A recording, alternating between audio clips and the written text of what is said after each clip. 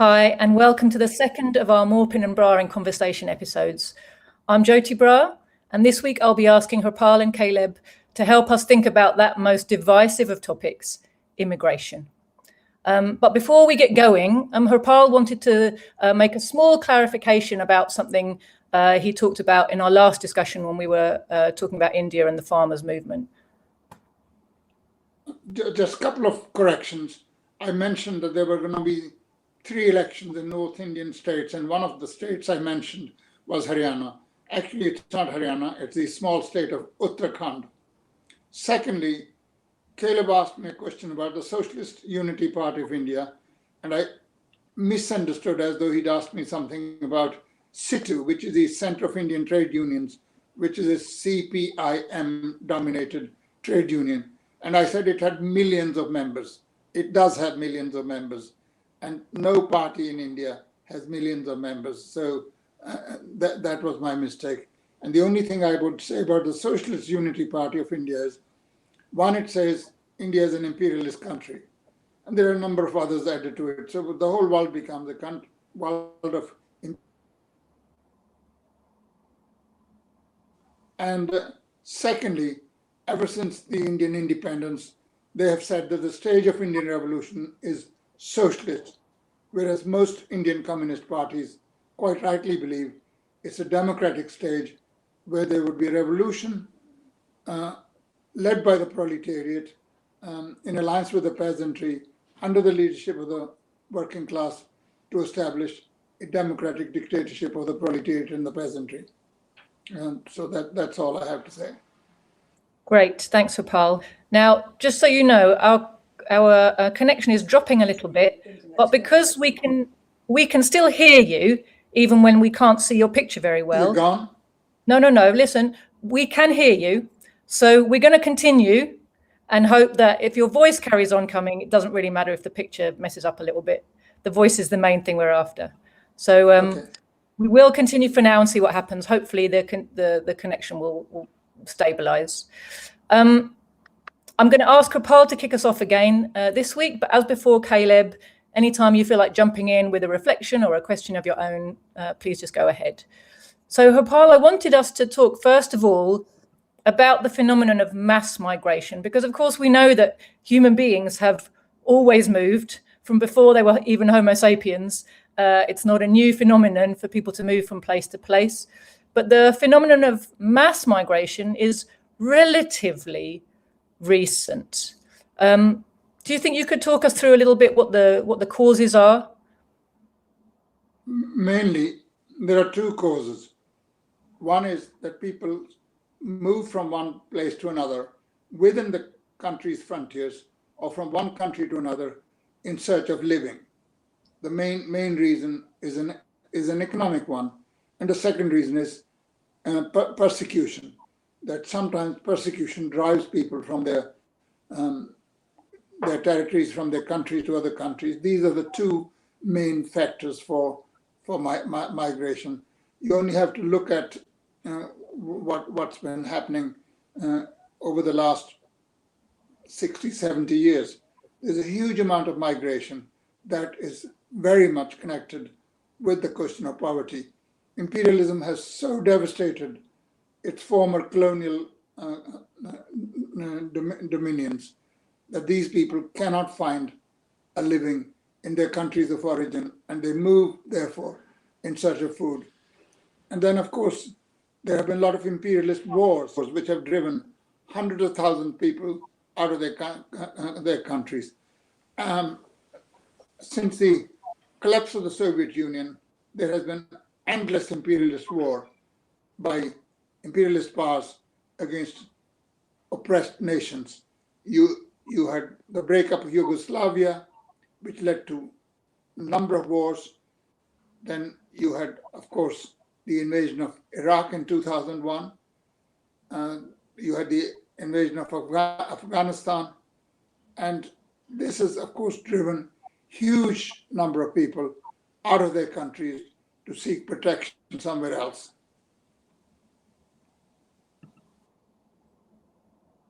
Absolutely.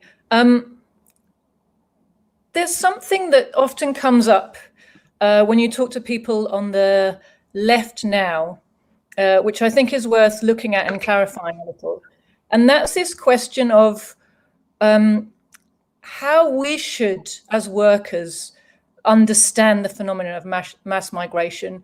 I think it's quite difficult for people when they see living standards declining and they see the reserve army of labor being constantly replenished by immigrants who are willing and able to work for less than is usual in the countries they arrive in. And they see, well, the capitalists are benefiting from this phenomenon. They're getting a cheap labor force that they can push around really easily, very vulnerable one. And therefore, it's bad for the working class. Therefore, we as socialists should oppose mass migration. It helps the capitalists. That means it's bad for us. This is the kind of logic that often comes up in conversations about immigration. And I wondered, both of you, what your thoughts were on that line of reasoning. Well, I just want to chime in and, in response to the first question, I agree with everything Harpal said. But the funny thing is, especially here in the United States, we're constantly told something different about the cause of immigration. We're told that the cause of immigration happens because America is just so amazing. It's the greatest country in the world, and people just want to come here so bad because this is just a happy land of freedom and harmony, and it's so amazing. That's what we're told. And it's very frustrating to hear that, especially in the conversation around immigration now coming from the left, because there is a humanitarian crisis happening. If you look at what's been happening at the US-Mexico border and how especially it's intensified since Joe Biden has taken office, I mean, there are thousands of people. They find dead bodies every day. I mean, this has been going on for decades. They find dead bodies every day along the US border. There is a humanitarian crisis happening in Central America, spawned by US imperialism, spawned by the overthrow of the government of Honduras and the installing of a narco gang regime there, continuous backing of authoritarian and just neoliberal regimes in Guatemala that have impoverished people, the USA funneling drugs into Central America and funneling weapons into Central America to fight against communists like the Sandinistas and revolutionary forces. And yes, Central America has, there are people fleeing. And there are people in dire poverty. There are people that, in those regions who don't speak Spanish. They still speak indigenous languages, have never had electricity, never had running water. The flow of U.S. arms into the hands of drug cartels in Mexico has made life unlivable for people. And there's a crisis on our border, and the left does not want to have that conversation in the United States. Instead, they want to have a conversation about how this is the American dream. They want to just kind of applaud this and deny that this is a serious situation, a very serious situation. These people don't want to leave their homes. They don't want to leave their communities. Yes, you're always going to have some people who come to a different country, go from one country to another. And yes, the United States, being an imperialist country, has more wealth than these areas. But there is an imperialism spawned crisis that has been created. And the right wants to talk about the immigrants as if they're all criminals, they're dangerous. And they just want to talk about it in kind of a xenophobic way. And the left just wants to applaud and celebrate what's going on, as if this is just a great thing. Look, applaud. They have parades to welcome them. This is the American dream. People coming to a new land. No one wants to talk about how U.S. imperialism is creating a crisis. And the fact that there is no acknowledgement of this, and there's no acknowledgement of the fact that infrastructure is needed in Mexico, infrastructure is needed in Central America and elsewhere, is a big hole in the conversation. And what you just asked, Jyoti, the worst line I ever heard, back in 2006, there was a huge upsurge of migrants in response to an anti-immigrant law that was going to be passed. It was, and there was a huge demonstration for May 1st, 2006, the biggest May Day demonstration that had happened really since the 1930s in New York City. Never had there been that many people in Union Square on May 1st. And so immediately the Democrats who had been supporting this repressive law that would have, put tighter restrictions on guest workers, et cetera, immediately they got on television and they all just started saying, oh, well, the immigrants do the jobs Americans won't do. They do the jobs Americans won't do. And I heard that at the time, and I was living in a small town in Ohio. And I mean, my community was furious. They were furious because there were many Americans who said, are you kidding me? We need jobs, and this idea, what is this? We won't do that. There's plenty of Americans, born in the United States who do custodial work. There's plenty of Americans who work at construction sites. This idea that immigrants do the jobs Americans just won't do. First of all, it's not accurate. There are plenty of people here in the United States that do jobs that are done by immigrants. And number two, if you add to that, you look at the data, there's an element of racism in that, right? It's like assumed that, like white Americans can't do, shouldn't do certain jobs. That should be only people from Mexico, only brown skinned folks should do these jobs or something like that. It was a very, very bizarre way of talking about it. And it ultimately hurt the Democrats in the long term. The Democrats lost electorally because of that perception, because there were plenty of people in the United States who said that's just simply not true, and that we need to talk about the issue of mass migration in a way that, on the one hand, doesn't feed into the xenophobia and the idea that we should build a giant wall and all the immigrants are drug dealers and terrorists and feeds into the right-wing xenophobia. But we also have to talk about it in a way that doesn't deny the reality that there is a crisis. People are coming because they're fleeing dire conditions created by U.S. imperialism, number one. And number two, the bosses are benefiting from this. The capitalists are maneuvering this to their advantage. This isn't, just the American dream. It's not beneficiary. It's not good for the migrant workers who are having to flee their countries. It's not good for the workers of the United States that are having to compete with labor from other places, et cetera. And that the working class is being hurt by this crisis of mass migration. Thanks, Caleb. Rapal. I mean, I think it's taking the eye of the ball, really. The working class is being hurt because capitalism is what capitalism is. It's not being hurt either because of the local workers or because of the workers who come from abroad. Capitalism, by its very nature, even if you were to reduce the population of all the imperialist countries by 50% over a very short period of time, it would adjust to that and would create a population which is a reserve army of labor, which is supernumerary to the needs of capital. Unemployment is built into capitalism, and that is something that we really must understand.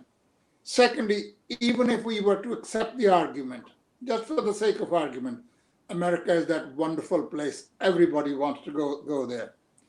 The basic fact is people do not up sticks and leave for other countries whose language and culture they are unacquainted with, either because of a better climate, because most of them come from climates which are much better than the climates of most imperialist countries. Secondly, they don't come because of the cuisine, because in most places they're coming from places where the food is better than the food that they will be eating there. I have personal experience of that. And thirdly, they're certainly not coming because there's a warm welcome waiting them. Nobody's calling the huddled masses to be freed and go to the United States of America. These are lines on the Statue of Liberty of a far gone past, when America was a revolutionary democratic country. It no longer is. It's an imperialist country. And what Miss Liberty has to offer is nothing but oppression and super exploitation. But if despite that people come, it's because they are desperate to arrive. There are other things that we can talk about it later. It's not just the immigrants who come that actually result in the loss of jobs. There are all sorts of other things. The most important one is export of capital. With the click of a button, capital is exported because there is too much capital for the needs of the imperialist countries. And there are no profitable opportunities for investment. They're always seeking other countries. This can be explained particularly in relation to China. There's been a huge amount of export of capital, and China has built its manufacturing base and become really the workshop of the world. Just as England was in the 19th century, China is today the workshop of the world. And that is because of partly export of capital. Secondly, cheap exports from countries like China. Cheap exports. There's then outsourcing of jobs. You heard of the guy who answers your questions about your insurance policy, and suddenly you find he's speaking from Hyderabad. He's not speaking from Connecticut, right? So there's outsourcing. And most important of all, jobs are lost because of the increasing productivity of labor. In America, it's not generally known, 7 to 8 million jobs are destroyed every quarter because of this phenomenon. So jobs are being lost all the time. But you don't notice the job loss because of productivity of labor. You don't notice because of outsourcing. You don't because of cheap imports. Everybody's happy to go to Walmarts because they can get things very cheap. China has actually increased the living standards of the workers in America because everything that they can buy is much cheaper than would be otherwise the case. But what you do notice is a foreign worker coming home. When he's coming across the borders, he can be noticed. All other means of job losses are not noticed so much. And this, of course, is exploited. Every time there's a crisis of capitalism, every time there's unemployment, the bourgeoisie and its media organs, from print media to electronic media, point the finger at foreign workers. Because it's much easier to actually pin down a foreigner and saying, well, he's the one who's taken your job. You can go after him. He's living in the next street. You can probably go and attack him. But you can't attack export of capital. So people who actually want the jobs not to be exported, if they think about it, they're basically against, of course, they don't know it. They're basically against imperialism. Because one of the chief characteristics of imperialism is the export of capital. And until you get rid of imperialism, this export of capital will not stop. And I think our attention should be pointed towards that direction.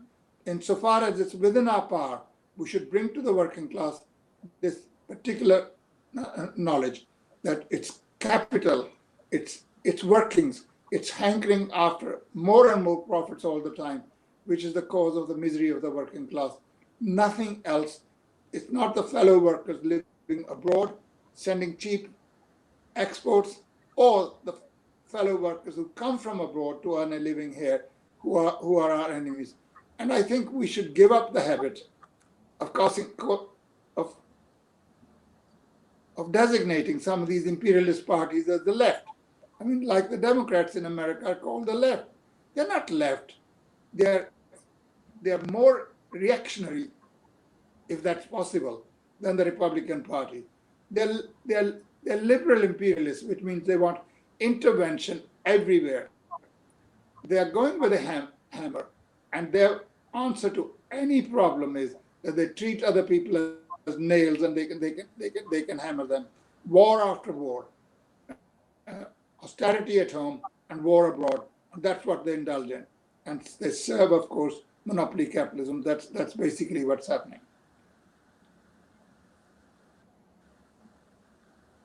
Did you want to add to that, Caleb?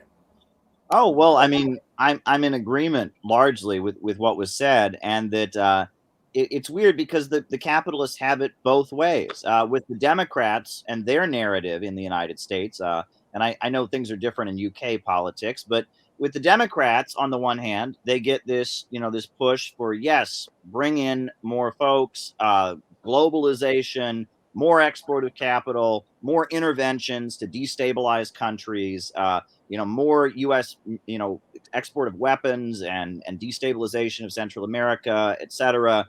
More interventions in places like Syria and Libya to create refugee crises, et cetera. And then we just have to celebrate the fact that people then flee from those countries to come here.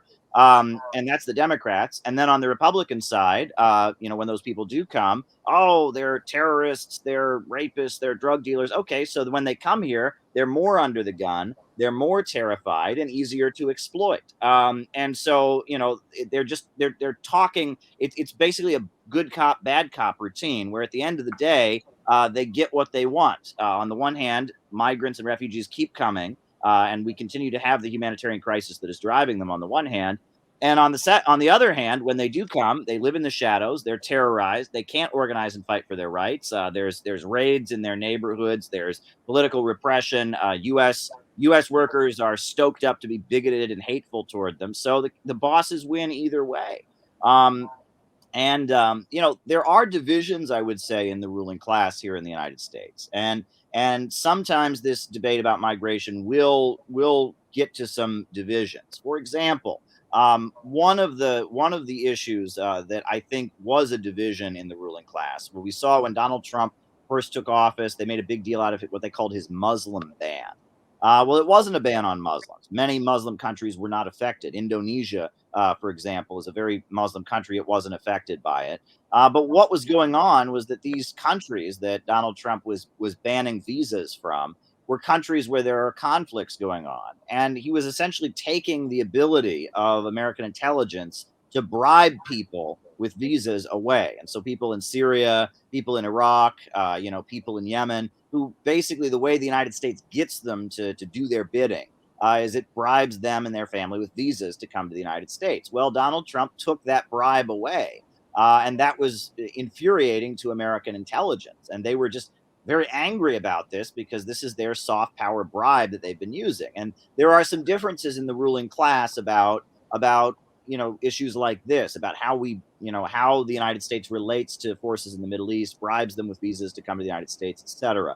But at the end of the day, they have the same agenda. The ruling class of the United States, they want American corporations, American banks, Wall Street firms to dominate the world. They don't want any competition. They want the developing world to remain impoverished. They want to destabilize and overthrow any anti-imperialist government that might emerge. And they want to drive down living standards in the United States at the same time. And so stoking up anti-immigrant bigotry and also facilitating the continued crisis of mass migration is both feeding that agenda. So at the end of the day, they're on the same side. There are tactical differences, I would argue, in about how to do it. But at the end of the day, they have ultimately the same goals. I wanted to come back to this question of the relationship between migration and living standards for the working class. Because we hear very often that it's migration, mass migration, which is causing the decline in living standards in the imperialist countries, and has been in the recent period, probably the last 40 years, we've been seeing a decline. And that's been connected with, in the popular mindset, it's been connected with mass migration. Is it actually the result of mass migration, or is something else to blame for the decline in living standards? Harpal. Well, it's not connected with mass migration, because plenty of countries have received mass migration at the same time as the standard of living shot up very considerably. United States of America is a perfectly good example. After the Second World War, when the Europeans had finished their destruction of the material wealth as well as tens of millions of human lives, they needed labor desperately. And for example, in Britain, most of the foreign labor came from the Indian subcontinent and the Caribbean. And the French foreign labor came from Algeria and a number of other countries. And it happened at the same time that the standard of living was constantly going up. It's just that by the late 60s, that boom had basically come to an end. And therefore, the standard of living, if they were under pressure after that, were not because of immigrants, they were because that is what capitalism is. After it has gone through a period of boom and there's a recession, it hits working people hard. And then, of course, capitalism will always try and shove the blame on somebody else. And what better than foreign workers? It's got nothing whatever to do with mass migration. Migrants who come don't just come with mouths to feed, they come with hands to work. And they're willing to work. And they work very hard. I mean, everybody knows that as a migrant worker, to earn something, you've got to work much harder than the local people.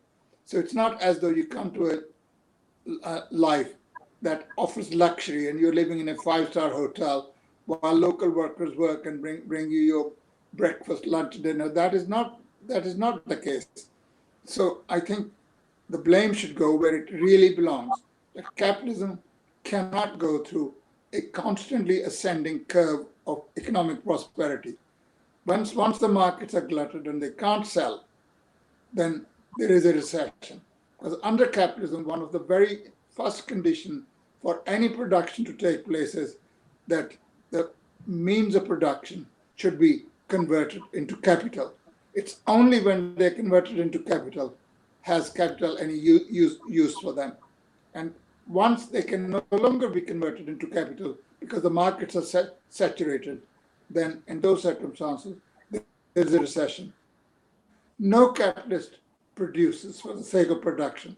No capitalist produces to satisfy the needs of working people. He produces to make money. And if money cannot be made, no production will take place. And that's precisely what is taking place. Since the Second World War, we've gone through a number of recessions. Now, you two are young enough to remember the 1997 crisis that started in the Far East, with the currency crisis in the Far East, then jumping continents to America, to Russia, and then other places. You are aware of the dot-com bubble. You're aware of the 2007, 2008 financial crisis, which actually knocked the stuffing out of the arrogance of imperialist countries that they were the masters of the universe and everything was fine. It brought to a juddering halt all the developments that had been taking place, and that actually brought into disrepute the whole system of what has come to be known as neoliberalism, which is another word for unhindered imperialist expansion and brigandage. Caleb. Well, indeed, I would agree. We have put forward at the Center for Political Innovation that what is needed, in particular in relation to the crisis of mass migration in the United States, is a program of economic development of Central America in coordination with China. We need China and the United States and Mexico and Nicaragua to team up and bring economic development to that region. We want to build something called the Sandino Zapata Economic Corridor that would bring jobs, education, healthcare, and economic development to that region as a way of dealing with the crisis of mass migration, the crisis of underdevelopment, lack of infrastructure, and the crisis of drug gangs, et cetera. And there have been some interesting developments in Mexico. There have been kind of vigilante groups that have gone out to fight the drug cartels, and we've seen a development of that in Mexico, and there's been kind of a popular resistance to the drug cartels, and that's one thing that should be acknowledged. And that I mean, again, we are always given this body count by the U.S. imperialists. You can't support communism because Stalin killed 100 gajillion million people, and so if you support communism, you're supporting that. What is the body count of U.S. policy in Central America? If you think about it, starting from the late 70s, where the USA started arming terrorists and extremists to fight against the government of Nicaragua. They started backing a brutal counterinsurgency in El Salvador. And if you talk about the flow of U.S. weapons, you talk about how it's been exposed by U.S. journalist Gary Webb, that the U.S. government then facilitated these Contras getting involved in the drug trade and bringing crack cocaine to the United States, which took a humanitarian toll on the population here. The crack epidemic of the 1980s, which was then used to justify the prison industrial complex and the rise in mass incarceration here. And if you add up, I mean, the body count is massive. The amount of people who've died fleeing their homes, trying to get away from these drug cartels, the death toll of these drug cartels. I mean, if someone were to do what the imperialists claim to do, and they're adding up the body count of some famine that happened in a socialist country, they were to accurately go and look at the death toll of U.S. policy in Central America, we're looking at tens of millions, maybe not even 100 million deaths. I mean, this is a policy of mass murder that has been perpetrated by U.S. imperialism, and it's continuing to have the result of people fleeing. And the only solution is economic development, and ultimately these regions asserting their independence, which we've seen with the government of Nicaragua and the Sandinistas. And recently there has been the election positive in Honduras. Let's see what comes out of it. There's been an anti-imperialist elected to office in Honduras finally, but it's been a continued catastrophe created by U.S. imperialism, very similar to what they did. I mean, Libya, at the time that Libya was a socialist country under the leadership of Gaddafi, people from all over the African continent were trying to get into Libya to get some of the benefit of what was happening. Gaddafi had a policy of giving a job to any African who showed up in Libya. They had a very prosperous economy, the highest life expectancy on the African continent. But now that Libya has been forced to join the global free trade capitalist system with NATO bombs destroyed and devastated, things in Libya have gotten so bad that people are fleeing Libya on rafts, and there's a mass migration crisis from Libya. Libyans and other Africans are fleeing from Libya, trying to get to Italy, trying to get to Europe, crossing the Mediterranean, drowning and dying. This is imperialism that is responsible for this crisis, and it is a very big problem. And we need to acknowledge this. And what Harpal said is absolutely correct about how yes, it's not migrants that are driving down living standards. I mean, there's been a continuous decline of the U.S. economy since the mid 70s. We've seen this. They have the country. There's been a drive to drop the wages of workers. They've been, eliminating the good-paying industrial jobs that were the base of the U.S. economy. At the same time, we have stopped investing in the infrastructure of the country. I mean, the roads are crumbling. We have municipalities all across the United States that are at this point unpaving their roads because municipalities can't afford to maintain paved roads, and they're pulling up the asphalt and pulverizing it, replacing paved roads with dirt roads.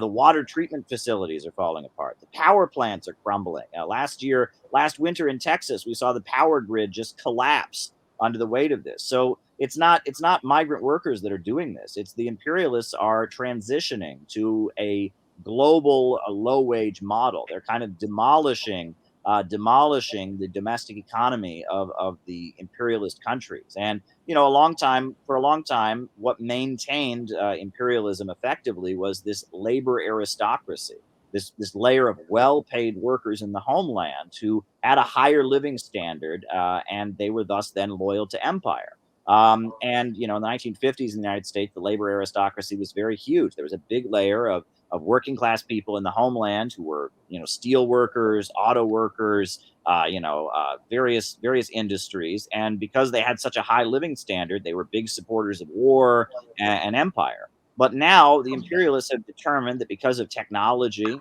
primarily, they just don't need as many workers in production, but also because of the globalized apparatus of production, they can do it cheaper with a global model of production than producing here in the homeland.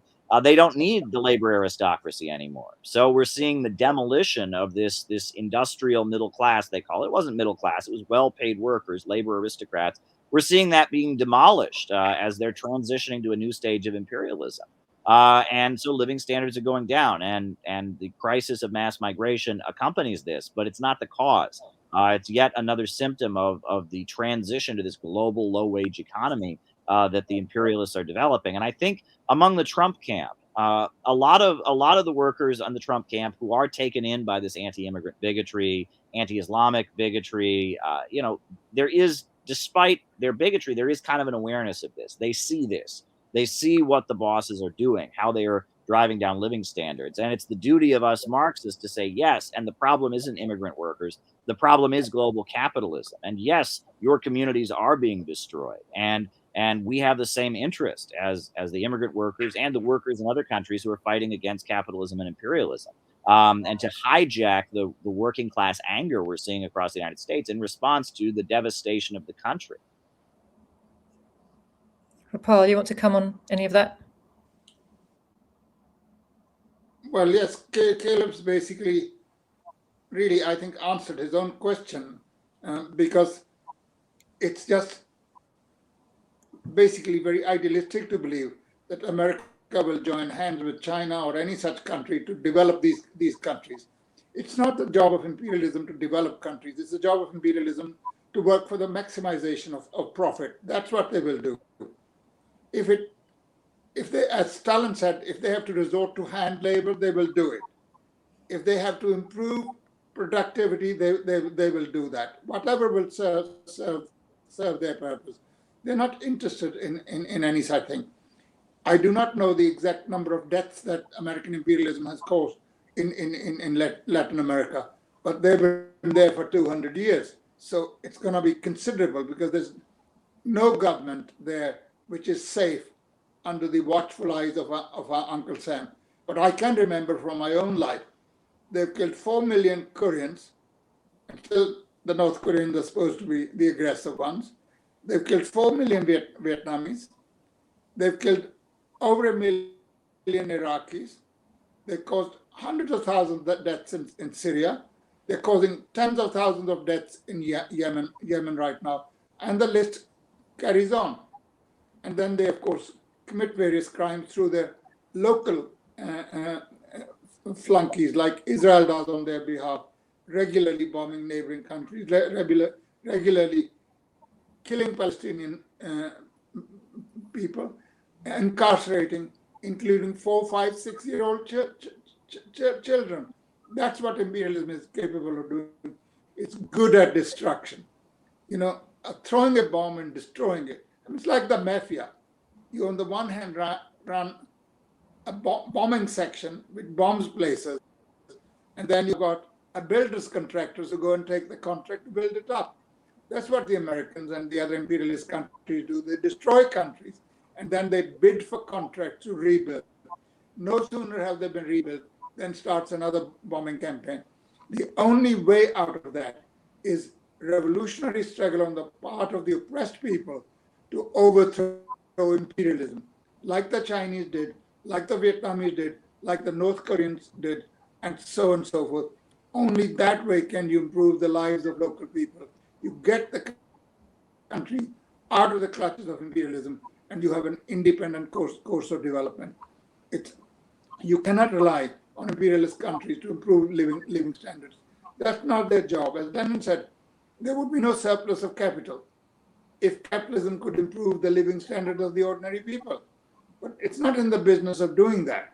That's precisely it exports capital, because through the export of capital, it can make more money. It's not because it's in love with the Chinese people. It's not because they want to develop China.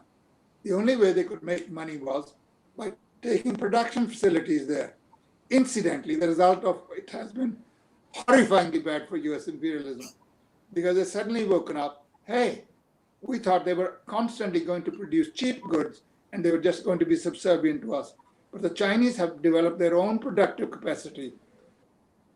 It's another question to be discussed another time, whether China would have made the same progress if it had followed socialist planning. My own view is it would have made even more progress. But the fact is that China has belied the expectations of US imperialism. It has developed whereby it becomes a competitor. It is a threat to American hegemony in more than one way. That's why there's a constant campaign going on against China. And the same, something similar has happened in Russia since Yeltsin was got rid of. Putin has actually stabilized Russia and is defending the interests of Russia. That's why he's demonized. That's why Russia is constantly being described as aggressive. Americans move closer and closer to the borders of Russia. They have incorporated several countries of the former socialist bloc, as well as former republics of the Soviet Union. Contrary to promises given at the time of the collapse of the Soviet Union, they have expanded NATO. And Russia has finally said, you will not expand into Ukraine. You will not bring your weapons closer to us than they were in 1997. And this time, we're wanting you to sign a treaty which will say that that is what you will do. So that's why Russia is portrayed as an aggressive power. And the only way the world can actually have a brighter future is to face imperialism down and defeat it everywhere.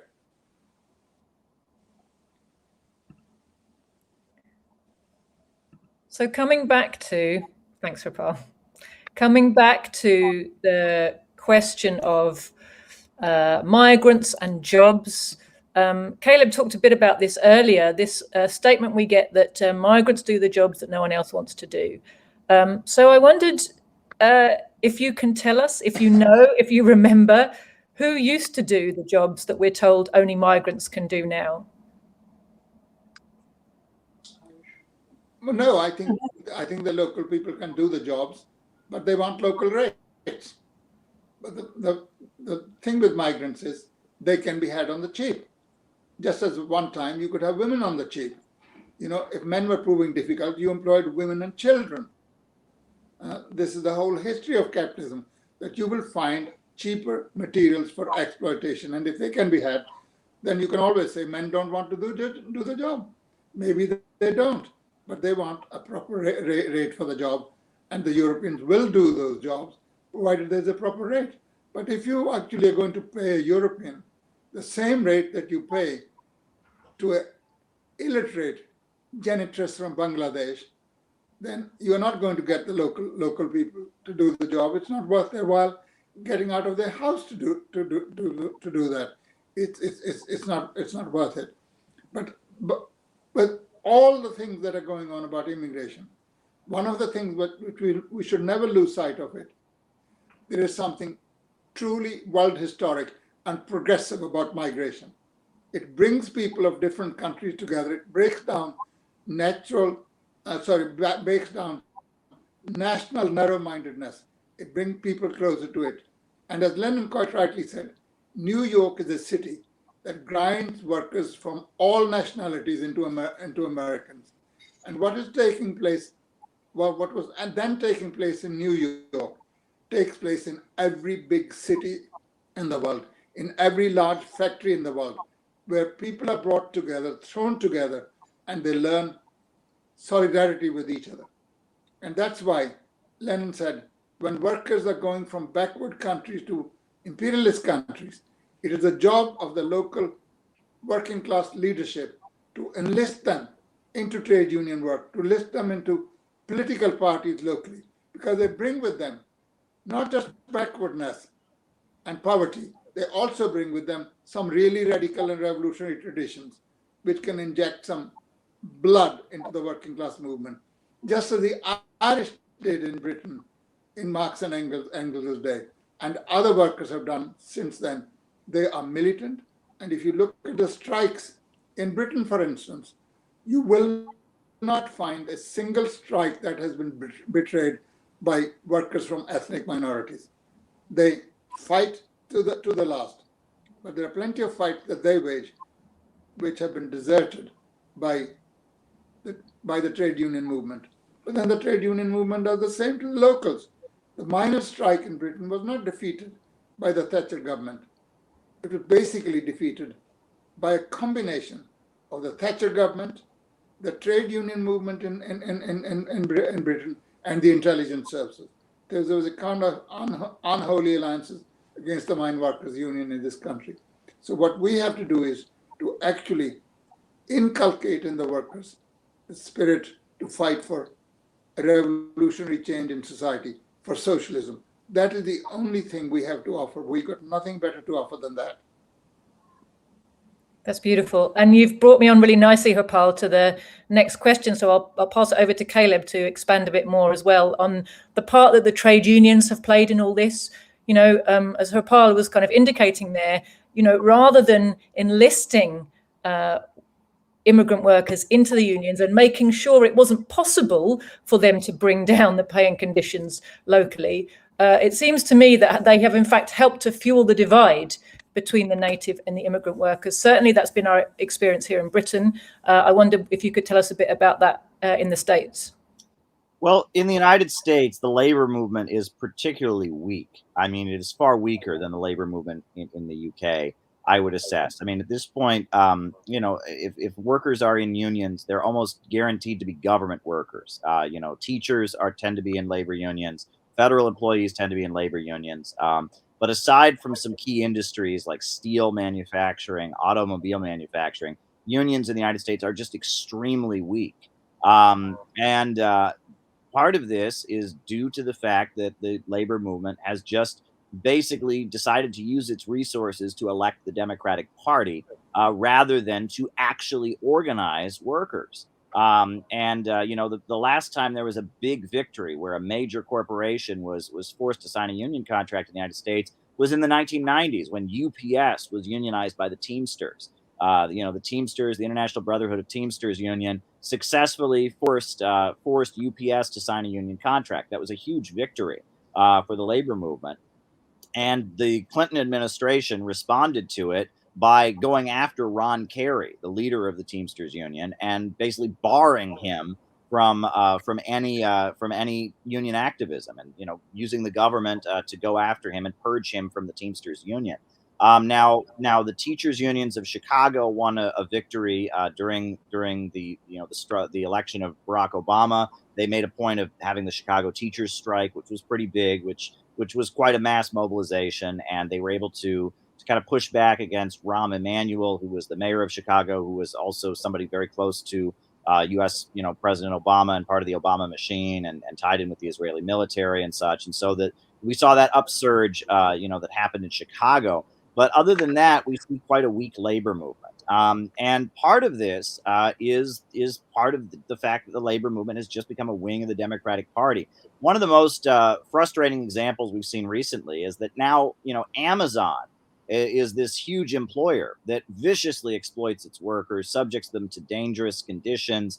And so there's been an attempt to unionize Amazon. But one of the problems that the labor unions have had in their struggle to try and organize at Amazon is that a lot of the staff that they hire are young liberal Democratic Party woke organizers. And when they go into a state like Georgia they try to organize workers, these young woke Democratic Party organizers are more trained in the kind of liberal middle class politics of the Democratic Party, and they find it very difficult to talk with working class people in Georgia. They're correcting the working class people when it comes to issues like using the right pronouns or gender or calling people racist and such, and that the Democratic Party woke training apparatus that the labor movement gives its staffers in a way makes them somewhat hostile to the working class. So the labor movement in the United States has really kind of dropped the ball, and at the end of the day, their only hope is they need to separate from the Democratic Party. The Democratic Party doesn't have the interests of American workers at heart, and organizing the broad masses of American workers is not the same as kind of whipping up this kind of middle class movement against Donald Trump to kind of defend the imperialist liberal order. And the labor movement needs to come to terms with that if they're going to actually mount a fight back and defeat wealthy capitalists like Jeff Bezos, bring new industries into the union movement. And that's something they're going to have to come to terms with. The Democratic Party the unions just can't be a wing of the Democratic Party. They need to be organizations of the working class. Now that means workers of all nationalities and all genders, and that means that's an inclusive movement, right? And that means saying no to the bigotry that we hear from the Trump camp. But it also means breaking out of kind of loyalty to the Democratic Party, which continues to use the unions, but the unions get no benefit from it. The Employee Free Choice Act was something that Barack Obama said he supported, and he forgot about it as soon as he took office. And now in his State of the Union speech, Joe Biden said he supports the PRO Act, which would strengthen labor unions, but yet we don't see him taking any legislative action to support the PRO Act, right? Unions in the United States are so weak at this point. In the United States, it used to be that if 51% of the employees at any workplace signed a card advocating a union contract, you could have a union. That's been overturned. That's long history. And the Taft-Hartley anti-labor law, which was passed amid the McCarthyist hysteria of anti-communism, has made it almost impossible to unionize industries. I mean, sometimes it takes 2 years for there to be a union election. It's pretty difficult to organize workplaces now in the United States. So the labor movement needs to return to its roots. The strength of the labor movement in the United States, let's remember, came from communism. That was when the labor movement was strong. The expansion of industrial unions in this country, the real boom happened in 1936 and 1937 when the Communist Party was in a Popular Front alliance with Roosevelt, and they went and organized the industries. And it was the Industrial Workers of the World, which was a revolutionary labor movement before that. that it's always been when communist politics has dominated the labor movement, that it has been strong and it's expanded and won great victories. It's been the loyalty to the Democratic Party, and in some cases the Republican Party, in the case of the Teamsters Union, that has resulted in unions declining in their strength. Thanks a lot, Caleb. And there are a lot of, we have different countries with different histories, but there are a lot of parallels in our situations, and particularly in the situation of the decline in our union movement in the recent decades, and which has, as in your country, been a result of the unions absolutely tying themselves to the Labour Party in our case, and putting the electoral interest of the Labour Party before everything else, and certainly before the interests of their members and of the wider working class. Harpal, I wondered if you wanted to say anything about the failure of the trade unions to unionize immigrant labour. Well, in Britain, the history is even longer. The unions in Britain have been under the control and domination of what was called the labour aristocracy. When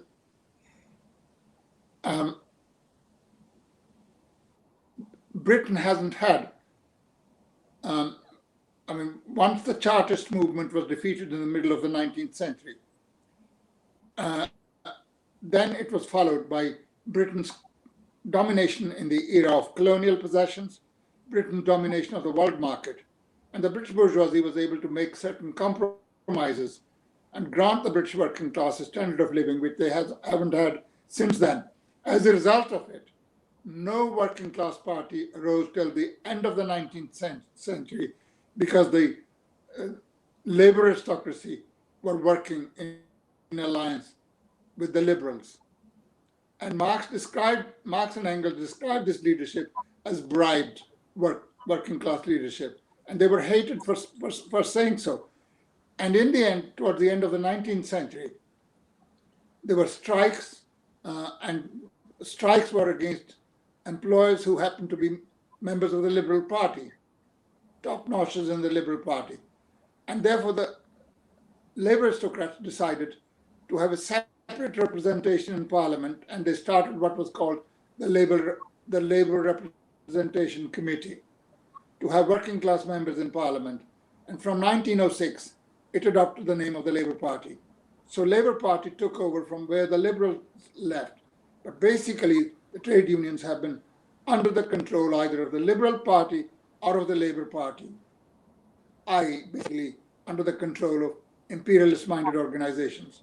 But left to themselves, the trade unions can only have trade unionist politics, which at the end of the day is bourgeois politics.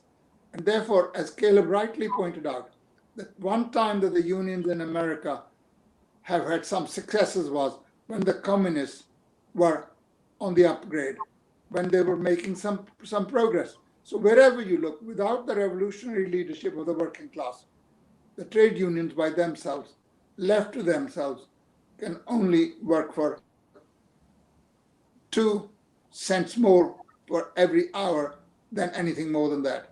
You have to raise your sights above that and fight for revolutionary solutions. Otherwise, 2 cents that the bourgeoisie grants you today under pressure would be lost tomorrow when the economic situation changes. So the working class is constantly engaged in this guerrilla warfare. And that's why Marx said, instead of inscribing on their banner a fair day's wage for a fair day's work, they should inscribe on their banner end to wage slavery. That's what the working class should fight for. In the end, it's no point fighting against immigrants, because immigration, if anything, is basically, even if it's done under the conditions of imperialism, is a progressive movement. It brings workers of countries together. So I guess we've mostly answered this question, but I just want to be very clear on it. What should our attitude be towards workers who come from other countries? Should we distinguish, as we are kind of constantly encouraged to do, between refugees and economic migrants? Is one of those sort of more worthy of our sympathy and support than the other? Caleb? Well, I think the attitude is workers of the world unite, right? I mean, we should be embracing of workers of all backgrounds, all nationalities, all ethnicities, all religions, and try to build a united working class to struggle against the bosses and the bankers. And we should oppose the repressive anti-immigrant legislation proposed by the right wing, as well as the attitude that the crisis of mass migration is no big deal and should be celebrated that we hear from the liberals. And that at the end of the day, the message needs to be popular power, working class power against the bosses and bankers and their global system of monopoly capitalism. Harpal. Well, I completely agree. I mean, it's a bogus distinction between asylum seekers and economic migrants. Whenever there is restriction on immigration, there is an increase in number of asylum seekers, because workers who are trying to escape poverty will find a way of becoming asylum seekers. So, and I don't blame them. If I was trying to escape poverty, if I was trying to prevent my children and from my family from dying, and I can't get in ordinarily into a place where jobs are available, I will try the methods that are available. And one of them is, because the bourgeoisie pretends to be very humanitarian, it gives asylum to people who need asylum. So I know a number of people who have absolutely no reason to feel persecuted in India, but who have sought asylum because that's the only way they could come. And you can't blame them for that, forcing them to tell lies. And this is admitted to by honest bourgeois commentators. So I had one last question I wanted to ask, really. And again, it just sort of comes back on what we've been talking about. But Harpal, I've often heard you say that immigration is the Achilles heel of the British working class and our movement. And I wondered, what do you mean by that? Well, it has been since Marx and Engels' days. You remember the famous letter that Marx wrote to Meyer and Vogt, saying, you know, in England, there is a complete division between Irish proletarians and English proletarians. And there is antagonism between the two of them. And that antagonism is a secret to the impotence of the English working class. And it's exploited by the bourgeoisie completely. The English worker, lured by that bourgeois instigated antagonism, regards, he said, the Irish worker as somebody who lowers his standard of living. And the Irish worker pays him back by saying, well, you are just an instrument in the policy of the English ruling class. You become an instrument of their ruling class. And that antagonism is what actually prevents the British working class from advancing further. And that is exactly the same. You take away the Irish worker. I always used to joke with my Irish friends, aren't you lucky we have come, because the pressure is not on you anymore, it's on us. And now the Indians are very lucky that the Somalis have come, because they are the ones who take the brunt. Each new generation of immigrants is the target of these attacks. And there is something about immigration. It's a bit like nuclear weapons. It's a bit like birth control. That people who are born are trying to prevent others from being born under birth control. When they were born, the world was a wonderful place. It was blessed by their coming in onto this planet. Woe betide if other people are born. Likewise, when America had a nuclear bomb, it was peace, stability, and prosperity of the world. But the moment the Soviet Union and a number of other countries followed, this was disturbing, of course, the peace of the world. And likewise, it is with immigration. When I came to Britain, wasn't Britain blessed that I came and gave my services to Britain? But if another generation comes, then this is terrible. And, you know, people who are anti-immigrant, they're not all white English workers. They're second or third generation descendants of immigrants themselves. They can be Jews, they can be Indians, they can be Africans. And and they can be Irish, who say, well, the immigration is destroying our country. It's not immigration that's destroying our country. It's capitalism that's destroying our country. Beautiful. Caleb, do you have any last words before we close up? Sure. I'm in full agreement with that. And, the United States, I reflect a lot on how, in some ways, the United States is a bit different because the United States is not a nation state, right? There is no American nationality. This is a country that was created by capitalism, whether it was people who came here as European settlers, whether it was people who were always here with the indigenous folks or the Chicano folks, whether it's people that were brought in by the international slave trade and the African-American population or the continued inflow of migration. The United States is not a nation state. It's people from all over the world who've been brought together and brought here by capitalism, by the capitalist system. And here we've all been brought together to the United States, different generations, different backgrounds, but we're going to have to learn to stand together and struggle against our common enemy, U.S. imperialism and the system that they perpetuate all over the world, which has brought us all together onto these shores. And, at the same time that I am opposed to anti-immigrant bigotry and I am opposed to national chauvinism and this arrogance we get in the United States, this is the greatest country in the world. If you don't like it, why don't you move somewhere else?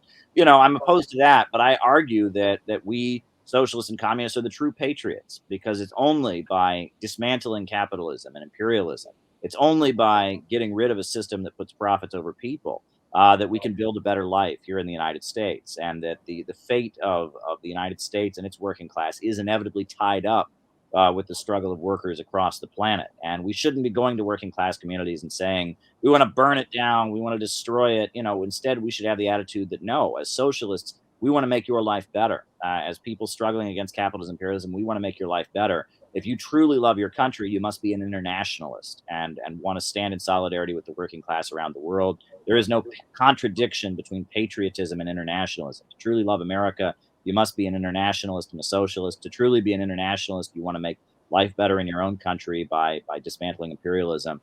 There's no contradiction between the two, and this needs to be our attitude on these issues.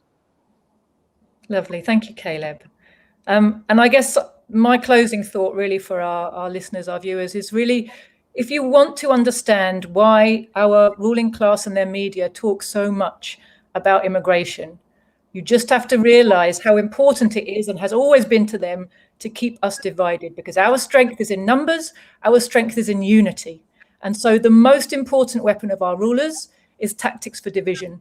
And the discussion over immigration, the scapegoating of migrants and minorities of all kinds is an essential weapon in the preservation of the capitalist and imperialist system and in the perpetration of imperialist wars, which are carried out alongside this deluge of propaganda against people from elsewhere, against the targeted peoples, to dehumanize them in our eyes. And we must fight that resolutely. In order to achieve any advance for working people, we must learn to unify and overcome the prejudices with which we're infected by our own media. So on that note, I'd like to thank very much Caleb and Harpal. Can I just make one point? Please. Can I make just one point? Yep. Yes. Well, throughout its existence, human beings have starved because there wasn't sufficient food. They've been deprived of housing because there were not enough housing. Capitalism is the first system where people starve because there is too much food. If you got rid of private ownership of the means of production, distribution, and exchange, there is so much wealth and so much technology today that the world could become a paradise. The question of there being too many human beings, too many foreigners come, just will not arise. Absolutely. Thank you. So thank you both. To Caleb, to Harpal, thank you for the benefit of your wisdom and experience. We'll be back in 2 weeks' time for another episode. And in the meantime, if you have got questions that you would like Caleb and Harpal to discuss, drop them into the comments and we'll add them onto our list of possible talking points. Thank you.